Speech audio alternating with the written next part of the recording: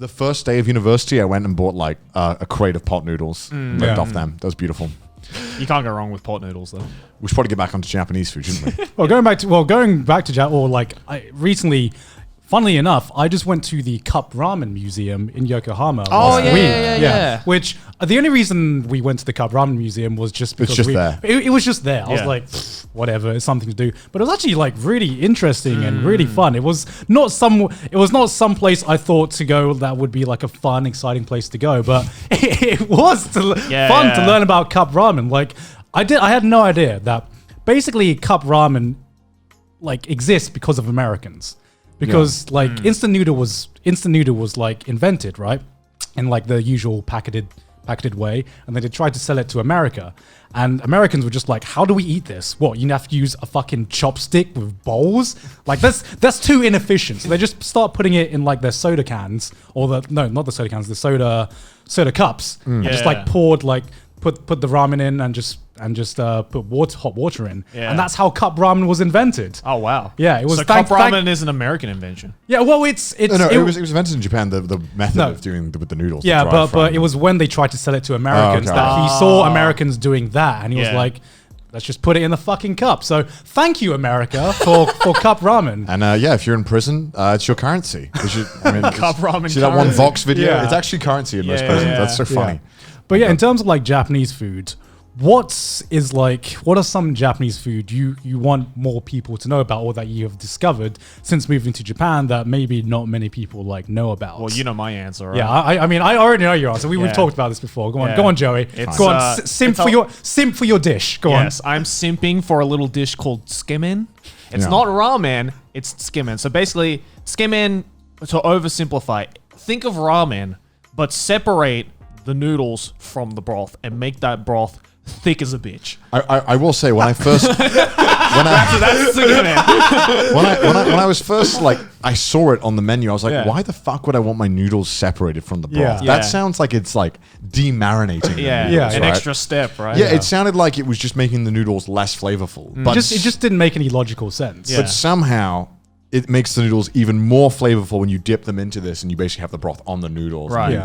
Because the thing with ramen broth is that it's very liquidy, because the noodle is so going to be sitting in this broth for a long, long time. So you can drink it. And you can drink it, right? Yeah. But skim-in broths, they have to make it thick, because when you put the noodles in and then you take it out again, as you said, the broth has to stick to the noodles. Yeah. And that shit is, the flavor of that is so fucking powerful. And then when you're done eating the noodles, you can pour like a soup into the broth to like dilute it to make it drinkable. It's basically like concentrated ramen. Yeah. That's basically the first time. But like, I don't know, because I feel like no matter what we say or how much we try to sell it, you can't sell it in words, right? No, because it doesn't look as pretty as ramen. Yeah. Ramen is so pretty. And like you explain it logically, and you're just like, that just sounds like ramen with extra steps. Yeah. What makes it so amazing? That's exactly what you guys said when I tried to sell it to you guys, and I was like, trust me, let's go to one of my favorite skimming places in Ikebukuro.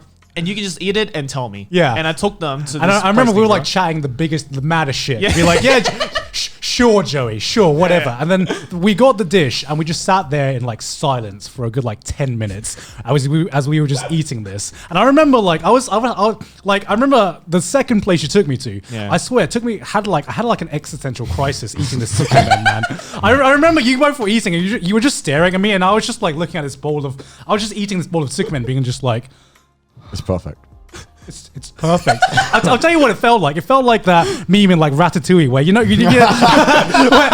I had like one bite and it just like took me back to my childhood or something like that. Like I was having like a flashback to like this dish like grandma made me. Like my grandma's never made me sukumen, but it like gave me that same homely feeling that I had when like eating like a home cooked meal back as a kid. And I was like, what is happening now? I've never seen anyone have a food wars moment in real life, but that was legitimately the closest I've ever seen. Dude, I was this close to like fucking crying. I remember I stopped to like, because you were sitting opposite me and I was eating and I looked over and you were kind of just just like silently staring at it. And I remember I said to him, I'm like, are your eyes watering? Are you like really about to cry over this bowl Does it of hit skimming? different, Gon? No, that definitely did. Meanwhile, I was just there in my mind, like fucking Tyler One, like yes, and just fucking eating it, like. And then I remember the next day we were, talking about whatever the fuck we were talking about, and Garn just texted like fully serious, being like, "I had a dream about that Skimman last night. I actually had a dream about that Skimman because it's that fucking good." It's wild because they like have the meat and all the veg in the broth. When you bite into like the veg or the meat, they've absorbed this intense broth and it just bursts. And it's so fucking and good. the meat is so soft and just like it's breaks so apart tender, and- so tender. Like, honestly, like, I'm not going to say that the ramen in Japan is bad or anything. Like, there's some fucking fantastic ramen out there. But I just feel that Skimmin is such an underdog because people just, as you say, people just think that it's just an inferior ramen. Yeah, I mean, that's what I thought. And I didn't even know about Tsukemen until I moved here and you told me about it. And I feel like people only come here and they only know ramen. Because when I came here, I only knew ramen as well. I totally don't blame people who are like, oh yeah, I just want to eat sushi and I just want to eat ramen. Yeah. But it just frustrates me when there's literally, you go to a ramen shop and they usually have Skimmen on the menu as well. Yeah. And yet they just completely ignore that and just go for like the basic bitch ramen. Yeah, and I feel like, you do get a better ramen experience here than you do like anywhere else in the world. Yeah, it just frustrates me when people are like, I'm going to go to Ichiran ramen. And it's like, you can have an Ichiran in America. Dude, why would you fly all the way to Japan to have something you can have in America? Like, I do not understand why, people come to Japan and they try like, what's the curry place? Coco curry. Is it Coco curry? That's like Ichiban. international one? International now? Coco Ichiban. Yeah, I don't know why they come here and just try the Coco curry here. Right. Like, in defense of both those chains, I'll be devil's advocate. Okay. I went to Ichiran Ramen like maybe a month ago. I thought it was pretty fucking good. I thought it was like. It's not bad. Yep. Okay. It's just mid. Okay.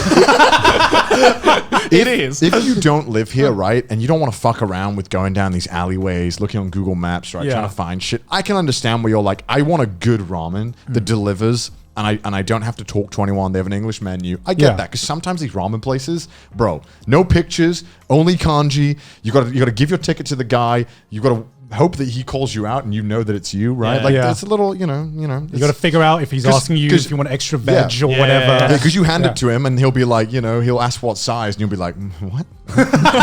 Or like, do you want rice? Rice, they ask him. And sometimes, and because the word for rice and meal is the same, gohan. And so one time they asked me gohan, I just completely forgot that it was rice. And I'm like, yeah, I want a meal. I just gave you my ticket. You dumb fuck. Take my ticket. Like, I know that's Goku's son. What do you feel like? Yeah, so I mean, I get it. Where Ichiran ramen, okay, it was a little expensive though. I'll give you that. It is. The noodles were thin though. It was good. I want to start a series where I go around reviewing ramen chains. Yeah, but that's the problem I have with Ichiran, right? Is that it is the thin noodles, and like I don't have a problem with the thin noodles, but I like my noodles like I like my women, right? Like I like them thick. I was like wondering what you were going with that. Joey's like the inappropriate uncle that has to mention like something sexual every 10 seconds. It's the only way people relate to me. But yeah, like that's what I love about skimming though, is that like those noodles are so fucking thick. So there's like okay, but I remember the first place you took me to. It was like trying to go to an all-you-can-eat buffet with like this one little noodle dish because it was so thick. Yeah. I remember I saw you guys finishing it, and I wasn't even like halfway through. I'm like, I can do more. I can do this, guys. Take all the thickness. With Sukemen, you cannot pause. You have to keep going. If you stop for a moment, you will think, "Shit, I'm full." You can't let your brain catch up to your stomach. Don't let it. Right? It was like doing the Big Bang Burger Challenge in like Persona 5. You know what I mean? That was kind of what I felt like. I got what the You main didn't have character enough determination points. No, man. I didn't. I need to like upgrade more points, man. Weak. Okay, in Japan, there's like what 3 main types of noodles, right? There's the soba noodles, the udon, and the ramen, right? Yes. Which and the difference between these are the soba ones are typically like healthy, quite thin, right? Soba is buckwheat. Buckwheat. It's quite healthy for you. Yeah, and it's definitely the healthiest. Yes. Is ramen the least healthy for you? Ramen, I mean, I don't know. There's a lot of calories in ramen. Yeah, ramen I'd say is probably the very least. Probably the intense. most unhealthy. And there's udon. So ramen's kind of like in the middle. Soba's really thin. It tastes healthy, so make of that what you will. And then udon is the real fucking thick boy, and The like thick white noodles. Why does soba taste healthy? I don't understand. Because it is healthy. It is, I know it is, but I'm just like, what is the big difference between soba and ramen. I'm trying to like put it into words now. I'm just like, I think don't maybe it's really because know. a lot of soba dishes aren't sitting in this very like soba oily doesn't broth. hit back, bro. Yeah. Soba just goes down. Yeah. Ramen fights you as it's going in your stomach, bro. It's like it's a challenge. You gotta beat that shit in your stomach.